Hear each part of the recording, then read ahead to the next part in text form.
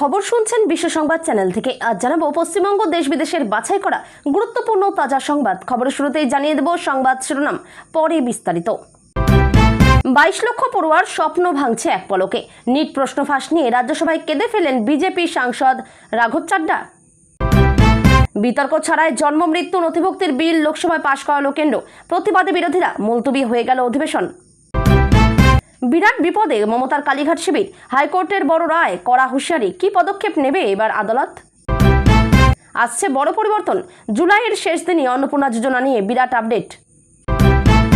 বর্ধমানে জৈশ জঙ্গি গ্রেপ্তার ইস্যুতে মুখ খুললেন মুখ্যমন্ত্রী, বললেন জাতীয় নিরাপত্তার বিষয়। বয়স স্বাস্থ্য যাচাই ম্যাজিস্ট্রেটের কাজই নয়, সারোগেসি মামলায় বিরাট রায় হাইকোর্টের। মহাপ্রলয় আসছে, করোনার চেয়ে 100 গুণ বেশি বিপজ্জনক ভাইরাস আসবে, অন্ধকারে ডুবে যাবে পৃথিবী, সামনে এলো ভয়ানক তথ্য। স্পেসিফিক্যালি লিখে জানান, তাদের দিয়ে দেওয়া হবে। অগস্ট শুরুর আগেই অন্নপূর্ণা যোজনা নিয়ে বড় ঘোষণা অগ্নিমিত্রা পালের। মাসের শেষে দাম কমলো পেট্রোল ডিজেলের, সকাল 6টায় সামনে এলো আজকের রেট চার্ট।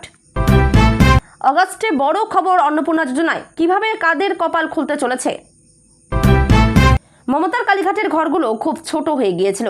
8 ঘন্টা ইডি জিজ্ঞাসাবাদ থেকে বেরিয়েই শুভেন্দুকে কংগ্রাচুলেট করলেন মদন। পুজোর আগেই পিএম কিষাণ যোজনায় টাকা ঢুকবে অ্যাকাউন্টে, জানুন কারা পাবেন না টাকা। বাম আমলে ছিল সেফ প্যাসেজ, আর তৃণমূল জমানায় সেফ হোম। জঙ্গি গ্রেপ্তার হতেই তৃণমূলকে আক্রমণ শ্রমিকের। মমতাকে দেখে ভোট দিয়েছি, বিধায়ক ঋতব্রত শিবিরে যেতেই ভোট ফেরত চাইলেন তৃণমূল কর্মী। পেলেট গান তো আপনাদের আমদানি, কাশ্মীরের মৃত্যুর খতিয়ান তুলে কংগ্রেসকে তোপ জঙ্গি রশিদের। পাক জঙ্গি গোষ্ঠীর থেকে আস্ত নির্দেশ, কি কি করার কথা বলা হয়েছিল হামিমকে, চাঞ্চল্যকর তথ্য সামনে। হঠাৎ নবান্নে প্রসেনজিৎ চট্টোপাধ্যায়, কি এমন কারণে, কার সঙ্গে করলেন দেখা, শহরে শোরগোল। নিউ টাউনে একটা হোটেল আছে, সেটা দখল করে রেখেছেন, পুলিশকে দিয়ে অ্যাকশন নেব, কাউকে ছাড়বো না, কাকে হুঁশিয়ারি দিলীপের। সৌগত রায়, শত্রুঘ্ন সিনহার সঙ্গে আরও একজন, বড় দাবি কাকলির। 1000, 5000 না, তারও বেশি জরিমানা দিতে হবে। আজ আয়কর রিটার্ন ফাইলের লাস্ট ডেট, না করলেই সমস্যা বাড়বে। ভুয়ো নথি দিয়ে বিভ্রান্ত করার চেষ্টা, আবেদনকারীকে নিয়ে কড়া নির্দেশ হাইকোর্টের। কোন মামলায়? আমজনতার মাথায় হাত, 51%-ও বেশি বাড়ল পেঁয়াজের পাইকারি দর। পুরনো সব টাকা বাতিল, ভারতে এবার চালু হবে নতুন প্লাস্টিকের নোট। কবে যেতে হবে ব্যাংকে? নিট আন্দোলন নিয়ে প্রথমবার মুখ খুললেন বিজেপির রাঘব চাড্ডা, বললেন ছাত্রদের কথা শুনে ঐতিহাসিক সিদ্ধান্ত নিয়েছে সরকার। মুখ্যমন্ত্রীর ওপর হামলার ছক, রাজ্যে অ্যাক্টিভ জৈশ জঙ্গিরা, রাজ্যে গ্রেপ্তার কুখ্যাত সন্ত্রাসবাদী। এতক্ষণ শুনছিলেন সংবাদ শিরোনাম, এখন আসছি বিস্তারিত খবরে। দেশের পরীক্ষা ব্যবস্থায় চরম স্বচ্ছতা আনতে এবং প্রশ্নপত্র ফাঁসের মতো জঘন্য অপরাধ চিরতরে নির্মূল করতে অত্যন্ত গুরুত্বপূর্ণ পাবলিক এক্সামিনেশন সংশোধনী বিল 2026 সংসদের উচ্চকক্ষ রাজ্যসভায় সফলভাবে পাশ হওয়ার ঠিক প্রাক্কালে নিট প্রশ্নপত্র ফাঁস কাণ্ড নিয়ে অত্যন্ত জোরালো ও আবেগঘন বক্তব্য রাখলেন বিশিষ্ট বিজেপি সাংসদ রাঘব চাড্ডা। এর আগে জনবহুল লোকসভাতেও এই বিলটি বিপুল ভোটে পাশ হয়েছিল। এদিনের সংসদীয় অধিবেশনে এই অত্যন্ত স্পষ্টকাতর বিলটি নিয়ে বিস্তারিত আলোচনায় অংশ নিয়ে রাঘব চাড্ডা দেশের কোটি কোটি তরুণের ভবিষ্যৎ সুরক্ষায় সরকারের সদিচ্ছার কথা দৃঢ় কণ্ঠে তুলে ধরেন। তিনি বলেন, ভারতের ছাত্রছাত্রী ও যুব সমাজ আজ যে কঠিন বাস্তবতার মুখোমুখি দাঁড়িয়েছে, তাতে আমি সম্পূর্ণ দৃঢ়তার সঙ্গে বলতে পারি যে সরকার সর্বান্তকরণে তাদের আকুতি শুনেছে, দ্রুত সুনির্দিষ্ট পদক্ষেপ গ্রহণ করেছে এবং নিজেদের প্রতিটি প্রতিশ্রুতি অক্ষরে অক্ষরে পূরণ করেছে। সাম্প্রতিককালে দেশ জুড়ে ঘটে যাওয়া নিট প্রশ্নপত্র ফাঁসের নজিরবিহীন ঘটনায় গোটা দেশের পরীক্ষার্থী ও তরুণ সমাজ রাস্তায় নেমে তীব্র বিক্ষোভ প্রদর্শন করেছিল। সেই সময় দেশের বিভিন্ন প্রান্ত থেকে তৎকালীন কেন্দ্রীয় শিক্ষামন্ত্রী ধর্মেন্দ্র প্রধানের অবিলম্বে পদত্যাগের জোরালো দাবিও উঠেছিল। পরবর্তীতে প্রবল রাজনৈতিক ও ছাত্র আন্দোলনের মুখে পড়ে তিনি তার পদ থেকে সরে দাঁড়াতে বাধ্য হন। এদিনের সংসদ ভবনে দাঁড়িয়ে রাঘব চাড্ডা স্পষ্ট ভাষায় উল্লেখ করেন যে প্রশ্নপত্র ফাঁসের মতো এই গভীর সামাজিক সমস্যার কেবল সাময়িক ওষুধ দিলে চলবে না, এর স্থায়ী ও কড়া সমাধান খুঁজে বের করতে হবে। নিজের বক্তব্যে তৎকালীন বিভীষিকাময় পরিস্থিতির বর্ণনা দিয়ে তিনি বলেন, দেশের প্রায় 22 লক্ষ ছাত্রছাত্রী প্রতিদিন একটানা 18 ঘন্টা করে হাড়ভাঙ্গা পরিশ্রম করে মাত্র 3 ঘন্টার একটি পরীক্ষার জন্য প্রস্তুতি নেয়। কিন্তু অত্যন্ত দুর্ভাগ্যের বিষয় হলো, একটি মাত্র ক্যামেরা ফোন, একটি ছোট হোয়াটসঅ্যাপ বার্তা কিংবা মাঝরাতে টেলিগ্রামে ছড়িয়ে পড়া একটি পিডিএফ ফাইলের জাদুতে নিমেষে এই সমস্ত প্রশ্নপত্র ফাঁস হয়ে যায় এবং লক্ষ লক্ষ তরুণের বছরের পর বছরের মেধা ও পরিশ্রম জলের মতো ধুলোয় মিশে যায়। তিনি অত্যন্ত জোরালো ভাষায় আরও বলেন যে শরীরের মারণ রোগ ক্যান্সারের চিকিৎসা যেমন কোনো সাধারণ প্যারাসিটামল ওষুধ দিয়ে সম্ভব নয়, তেমনি প্রশ্নপত্র ফাঁসের মতো জটিল ব্যাধির স্থায়ী সমাধান কেবল ফাঁকা রাজনৈতিক বক্তব্য দিয়ে কখনোই করা যাবে না। এর জন্য প্রশাসনিক ও প্রাতিষ্ঠানিক ক্ষেত্রে আমূল সংস্কার আনা জরুরি। আর এই নতুন সংশোধনী বিলটি পাশ হওয়ার মাধ্যমে দেশের ইতিহাসে প্রথমবার নিখুঁত প্রশ্নপত্র ফাঁস রোধ করার একটি শক্তপোক্ত আইনি কাঠামো তৈরি করা হচ্ছে। সরকারি সূত্রে খবর, এসআইআর পর্ব চলাকালীন এক শ্রেণীর মানুষ স্থানীয় পর্যায়ে প্রভাব খাটিয়ে বা ঘুষ দিয়ে জন্মের জাল শংসাপত্র বার করে তা প্রমাণ হিসেবে জমা দিয়েছেন বলে অনেক ক্ষেত্রেই অভিযোগ উঠেছে। তার প্রেক্ষিতে এই আইন সংশোধনের এই উদ্যোগ কোনো বিতর্ক ছাড়াই জন্ম মৃত্যুর নথিবদ্ধকরণ আইন সংশোধনী বিল লোকসভায় পাশ করিয়ে নিল প্রধানমন্ত্রী নরেন্দ্র মোদীর সরকার।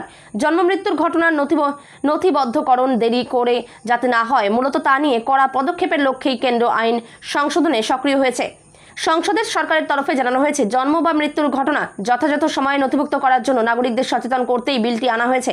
তবে সরকারের একটি সূত্র জানাচ্ছে, ভোটার তালিকার বিশেষ নিবিড় সংশোধন চলাকালীন এক শ্রেণীর মানুষ স্থানীয় পর্যায়ে প্রভাব খাটিয়ে বা ঘুষ দিয়ে জন্মের জাল শংসাপত্র বার করে তা প্রমাণ হিসেবে জমা দিয়েছেন বলে অনেক ক্ষেত্রেই অভিযোগ উঠেছে। তারই প্রেক্ষিতে ভবিষ্যতে এই ধরনের শংসাপত্র জালিয়াতি রুখতে আইন সংশোধনের এই উদ্যোগ। তবে কেন্দ্রের ওই যুক্তি উড়িয়ে বিল নিয়ে লোকসভায় বিতর্কের দাবি তোলেন বিরোধী সাংসদেরা, কিন্তু তা মানেনি সরকার পক্ষ। প্রবল হইহট্টগোলের মধ্যে শুক্রবার আলোচনা ছাড়া বিল পাশের পরের দিনের মতো লোকসভার অধিবেশন মুলতবি করে দেওয়া হয়। সংশোধিত বিলে বলা হয়েছে, কোনো জন্ম বা মৃত্যুর ঘটনার 1 থেকে 2 বছরের মধ্যে তা নথিভুক্ত করা হলে আগের নিয়মে বিশেষ কোনো পরিবর্তন হবে না। সেক্ষেত্রে জন্ম বা মৃত্যুর তথ্য নথিবদ্ধ করার জন্য জেলাশাসক বা মহকুমা ম্যাজিস্ট্রেটের কাছ থেকে অনুমোদন নিলেই চলবে। তবে জন্ম বা মৃত্যুর তারিখের পরে যদি 2 বছর পেরিয়ে যায় এবং তারপরে সেই তথ্য নথিভুক্ত করার চেষ্টা করা হয়, সেক্ষেত্রে কঠোর যাচাইয়ের মুখোমুখি হতে হবে আবেদনকারীকে। এই ধরনের পরিস্থিতিতে কেবল একজন প্রথম শ্রেণীর বিচার বিভাগীয় ম্যাজিস্ট্রেটের অনুমতির ভিত্তিতেই তথ্য নথিবদ্ধ করা সম্ভব হবে। বিরোধীদের অভিযোগ, এর ফলে আমজনতার বড় অংশ অসুবিধার মুখে পড়বেন। অন্যদিকে শুক্রবার রাজ্যসভার চেয়ারম্যান সিপি রাধাকৃষ্ণন বারবার অধিবেশনে বিঘ্ন ঘটানোর জন্য তৃণমূলের ডেরেক ওব্রায়েনকে ভৎসনা করেন। বিরোধী দলনেতা মল্লিকার্জুন খার্গের আনারুল 267 এর নোটিশও খারিজ করে দেন। কেন্দ্রীয় মন্ত্রী শিবরাজ সিং চৌহান বিরোধীদের সঙ্গে বাদানুবাদে জড়িয়ে পড়ায় তৈরি হয় উত্তেজনা। শেষ পর্যন্ত সভা সোমবার পর্যন্ত মুলতবি হয়ে যায়। 21শে জুলাইয়ের শহীদ সমাবেশকে কেন্দ্র করে কলকাতা হাইকোর্টের চরম বিপদের মুখে কালীঘাট তৃণমূল কংগ্রেস। আদালতের নির্ধারিত শর্ত অমান্য করে বিড়লা তারামণ্ডলের সামনে অতিরিক্ত জনসমাগম এবং রাস্তা অবরুদ্ধ করার অভিযোগে মমতা শিবিরকে চূড়ান্ত সতর্কবার্তা দিয়েছেন বিচারপতি সৌগত ভট্টাচার্য। আদালতের স্পষ্ট হুঁশিয়ারি, ভবিষ্যতে বিচার প্রক্রিয়া বা নির্দেশের খেলাপ করা হলে তা অত্যন্ত গুরুত্ব দিয়ে দেখা হবে এবং কঠোর পদক্ষেপ গ্রহণ করা হবে। মামলার প্রেক্ষাপট, কলকাতা হাইকোর্টের অনুমতি মেলেনি এমন পরিস্থিতিতে বিড়লা তারামণ্ডলের সামনে সমাবেশের আর্জি জানিয়ে আদালতের দ্বারস্থ হয়েছিলেন তৃণমূল নেতা ডেরেক ওব্রায়েন। সব দিক বিবেচনা করে শর্ত সাপেক্ষে সভার অনুমতি দিয়েছিল হাইকোর্ট। আদালতের নির্দেশ অনুযায়ী দুপুর 12টা থেকে বিকেল 3:30 পর্যন্ত সভা করার সময়সীমা বেঁধে দেওয়া হয়েছিল। প্রথমে 3000 জনের জমায়েতের কথা বলা হলেও রাজ্য সরকারের আপত্তিতে সেই সংখ্যা কমিয়ে সর্বোচ্চ 2500 জন করা হয়। পাশাপাশি যান চলাচল স্বাভাবিক রাখতে ক্যাথিড্রাল রোডের অন্তত একটি দিক সম্পূর্ণ খোলা রাখার নির্দেশ দেওয়া হয়েছিল। হাইকোর্টে রাজ্যের রিপোর্ট, শুক্রবার বিচারপতি সৌগত ভট্টাচার্যের বেঞ্চে মামলার শুনানির সময় রাজ্য সরকারের তরফে কলকাতা পুলিশের একটি রিপোর্ট পেশ করা হয়। সেখানে রাজ্যের অ্যাডভোকেট জেনারেল আদালতকে জানান, সমাবেশকে কেন্দ্র করে পর্যাপ্ত পুলিশি নিরাপত্তা ও প্রশাসনিক ব্যবস্থার বন্দোবস্ত রাখা হয়েছিল, কিন্তু আয়োজকদের তরফে আদালতের দেওয়া প্রধান শর্তগুলি ভঙ্গ করা হয়েছে। রিপোর্টে বলা হয়, অতিরিক্ত জমায়েত, আদালত যে 2500 মানুষের সীমা নির্ধারণ করে দিয়েছিল, বাস্তবে তার চেয়ে বহু গুণ বেশি সমর্থক বিড়লা তারামণ্ডলের সামনে উপস্থিত হন। রাজ্যে 25 থেকে 60 বছর বয়সী মহিলাদের মাসে মাসে 3000 টাকা করে দেওয়ার প্রতিশ্রুতি দিয়েছিল বিজেপি। সেই মতো ক্ষমতায় এসে শুরু হয়েছে অন্নপূর্ণা যোজনা। ইতিমধ্যেই জুন জুলাই মাসে টাকা পেয়েছেন 1 কোটির বেশি উপভোক্তা।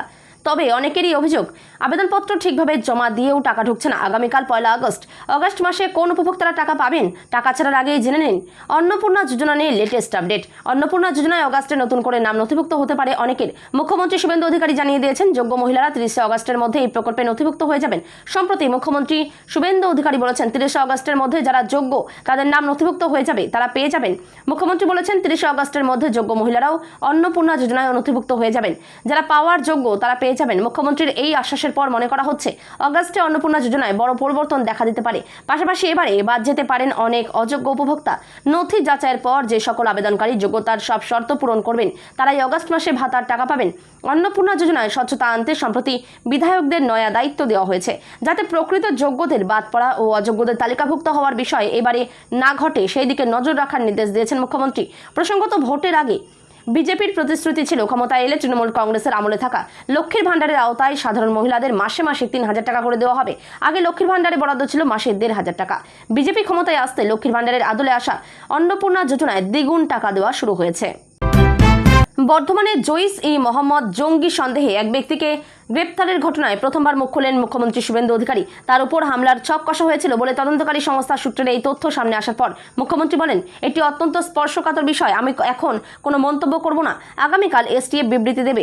এটি জাতীয় নিরাপত্তার বিষয়। এছাড়া বলেছেন, আমি নই, আমাদের MOS উমেশ রায়ও এই স্ক্যানারে ছিলেন। আগামীকাল সাংবাদিক বৈঠক করে এসটিএফ সব তথ্য জানাবে। শুক্রবার সকালে বর্ধমানের দুর্গাপুর এক্সপ্রেসওয়ের কাছে এক কমপ্লেক্সে অভিযান চালিয়ে হামিদ মণ্ডল নামে এক ব্যক্তিকে গ্রেপ্তার করে এসটিএফ। তদন্তকারীদের দাবি, ধৃত ব্যক্তি জইশ-ই-মোহাম্মদ জঙ্গি সংগঠনের সঙ্গে যুক্ত। অভিযানের সময় তার সঙ্গে আরও একজন ছিল বলে সূত্রের খবর। ওই ব্যক্তি বর্তমানে পলাতক এবং তার খোঁজে তল্লাশি চালানো হচ্ছে। এসটিএফ সূত্রের দাবি, ধৃতের কাছ থেকে মুখ্যমন্ত্রী শুভেন্দু অধিকারীর বিস্তারিত সফরসূচি উদ্ধার হয়েছে।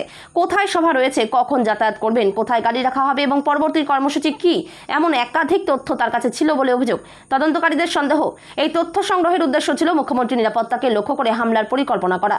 মুখ্যমন্ত্রী ছাড়াও আরও কয়েকজন ভিআইপি ব্যক্তির সফরসূচি সংক্রান্ত তথ্য উদ্ধার হয়েছে বলে তদন্তকারীদের দাবি।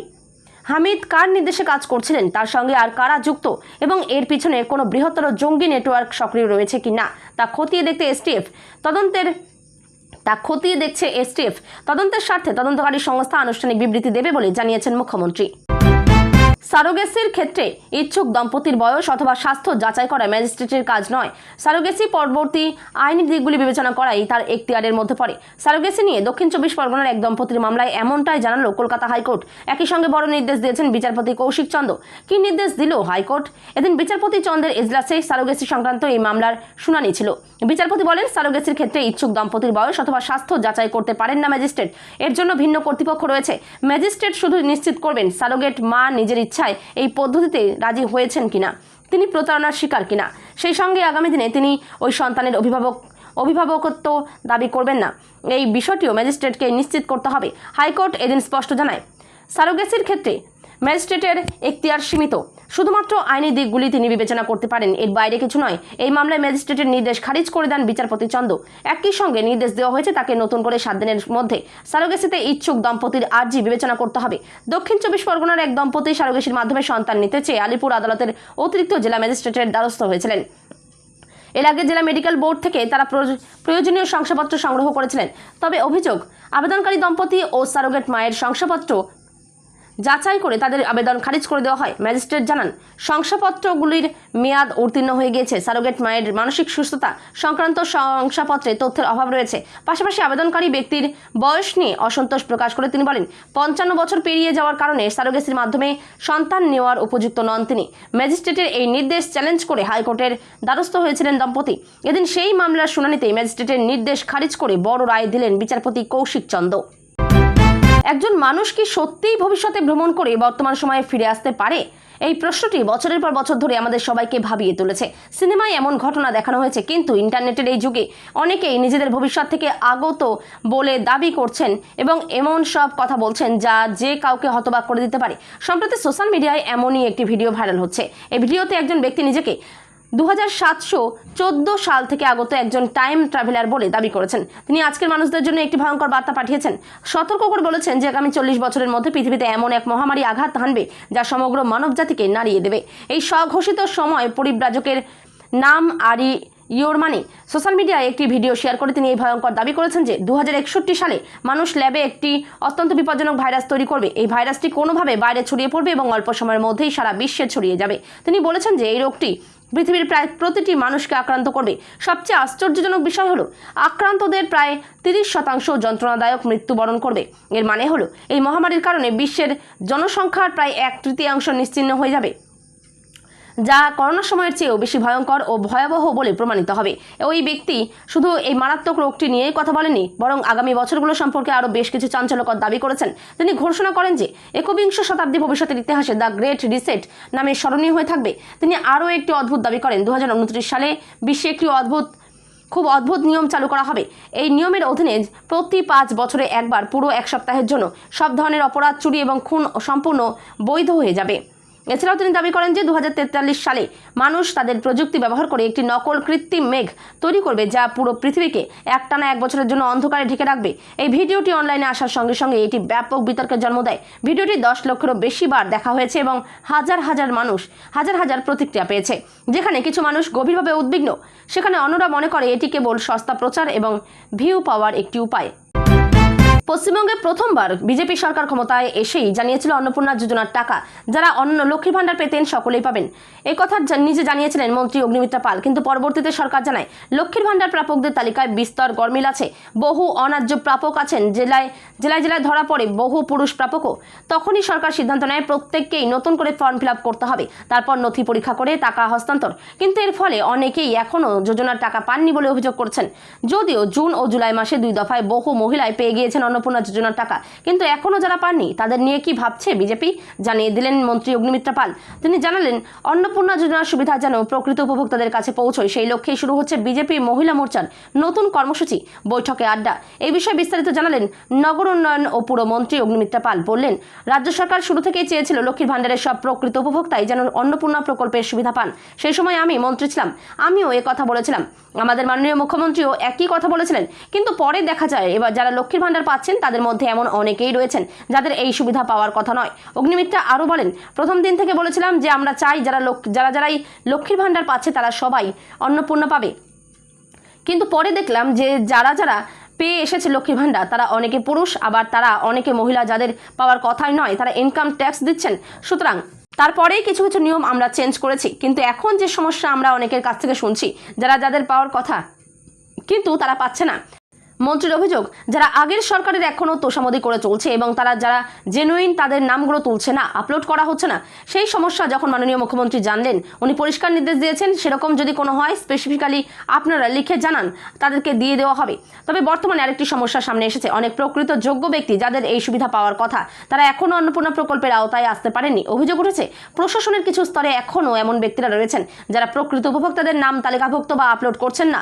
এই বিষয়টি মাননীয় মুখ্যমন্ত্রীর নজরে আসার পর তিনি স্পষ্ট নির্দেশ দিয়েছেন, যদি এমন কোনো নির্দিষ্ট অভিযোগ থাকে তাহলে লিখিতভাবে জানাতে হবে। অভিযোগ যাচাই করে প্রকৃত যোগ্য ব্যক্তিদের অন্নপূর্ণা প্রকল্পের সুবিধা নিশ্চিত করা হবে।